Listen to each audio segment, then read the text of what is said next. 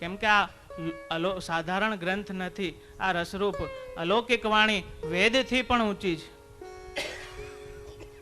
એનું સામર્થ્ય ગુણાનુવાદ કરવાનું મારામાં નથી.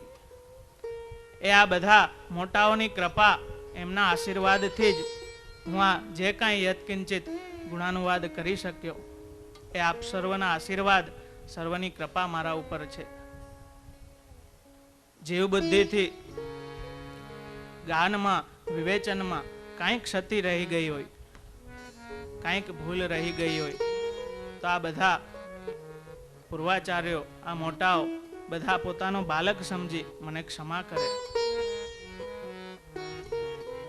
મારી મતીથી મેં મારી પૂરી કોશિશ કરી કે આના ભાવને હું આપ લોકોને સમજાવી શકું,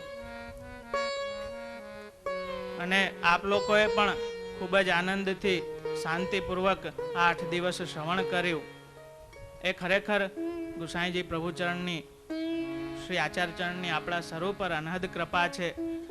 અને તમારી તો મને ખબર નથી, પણ 8 દિવસ આ ભગવદ્ ગુણાનુવાદનો એક એક ક્ષણ મેં ખૂબ આનંદથી વિતાવ્યો છે.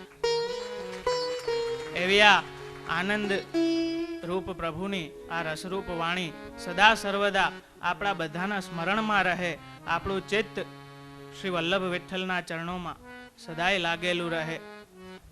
એવી રસરૂપ એવા શ્રી ગુસાઈજી પ્રભુચરણના ચરણોમાં હું વિનંતી કરું છું અને મારા શબ્દોને વિરમું છું.